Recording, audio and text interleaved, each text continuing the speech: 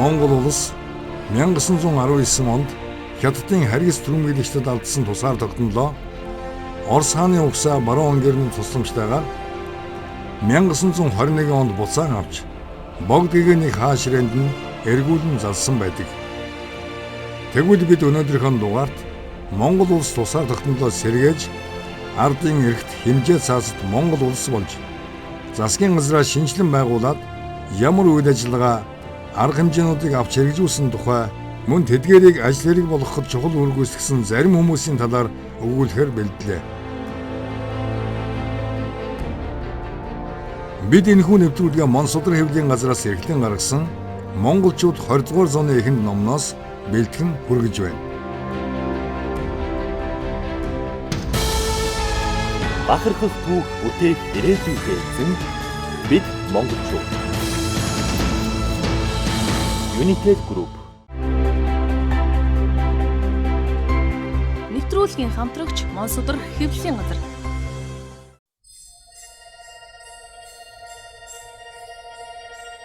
Боловсрал ба сургууль. Монголд 1908 оны хүртэл гэрийн сургууль болон сүм хийдийн сургууль зонхилж байлаа. Энэ нь гол төлөв бурхны сургаал, байгалийн ухаан, ангаах ухааны хичээлүүдийг төв төлөөр зааж байжээ. Харин 1908 оноос төшмөл бэлтгэх сургууль хүрээнд байгуулагдаж, Манж, Монгол, Хятад хэл зааж эхэлсэн байна. Мөн оноос хүрээний Орос консулын дэргэд Орос хүүхдүүдэд зориулан бага сургууль байгуулж, Орос хүүхдүүдийн зэрэгцээ зарим ноёдын Монгол хүүхдүүд хамрагдах болсон байна. Сүм хийдийн сургуулийн шавнар.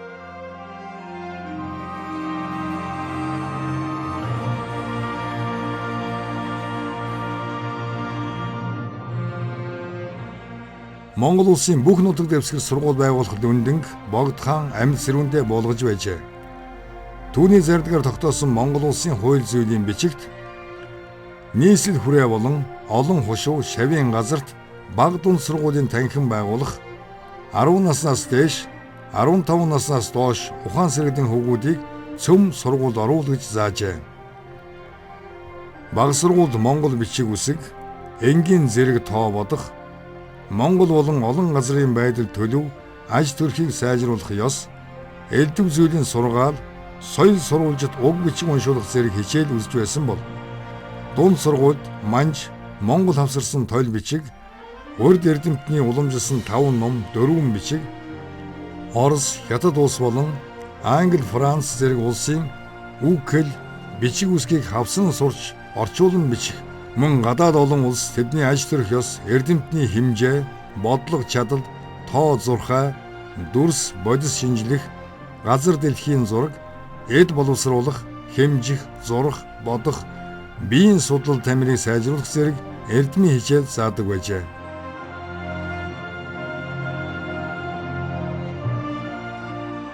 Ховд хязгаарт байгуулагдсан ардын сургуулийн сурагчид.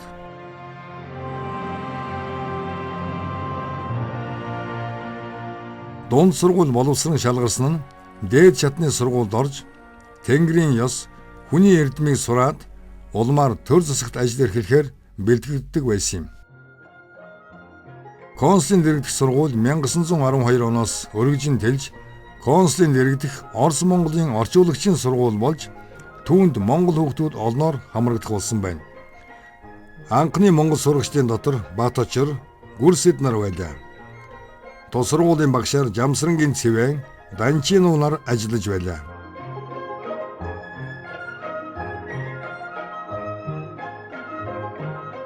Оросын консулын дэргэдэх Орос Монгол орчуулагчийн сургуулийн багш сурагчид 1913 он.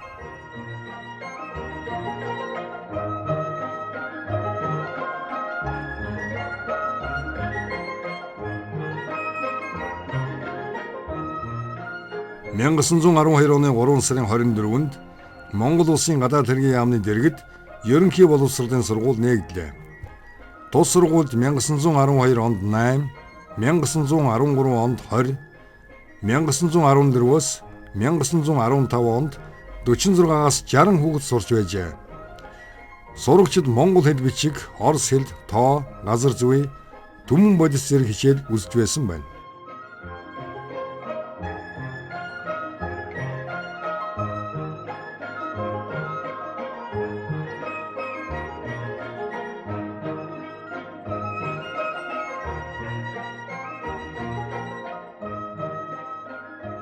Судар бичгийн хүрээлэн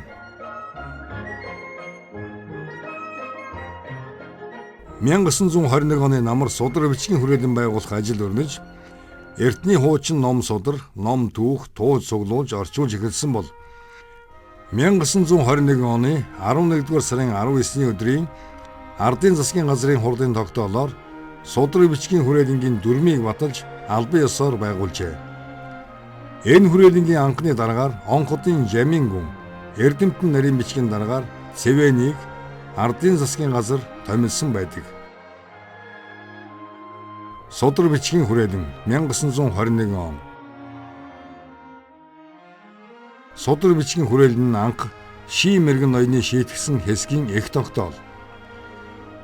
Жада хуушааны намтар, Тансан ламын тууж, дөрвөн хэлний тайлбар толь, ардыг тэтгэх аршааны тусал тэргүүдинг хуулан бичиж, орчуулж, хавтасладаг болжээ. Мөн тэр үеэс эрдэм шинжилгээний ажил хийх, газрын зураг гаргах болсон юм. Ийхүү судар бичгийн хүрээлэнг байгуулснаар Монгол улсад шинэ үеийн шинжлэх ухааны төв байгууллага бий болсон түүхтэй. Харин хожим нь шинжлэх ухааны хүрээлэн, шинжлэх ухааны дээд боловсролын хүрээлэн болон өргөжин хэлсээр 1961 онд шинжлэх ухааны академи болон зохион байгуулагдсан билээ.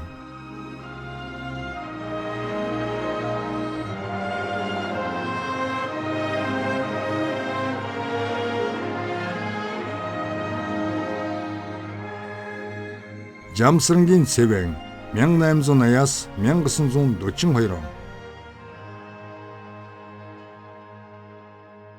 Анхны судар бичгийн хүрээлэн хожимын шинжлэх ухааны академиг үндэслэгчдийн нэг Жамсрангийн Цэвэн Монголын тусгаар тогтнол, эрх чөлөөний төлөө тэмцэгч, нэртэй улс төрч, түүхч, сурган хүмүүжүүлэгч, нэрт эрдэмтэн байжээ. Тэрээр Монголын түүх, яруу найраг, дуу шүлэг, бөөмөргөдийн дурсгал зүйлсийг цуглуулагч, судлаач, барууны ном зохиолыг монгол хэлнээр хөрвүүлэгч байсан юм.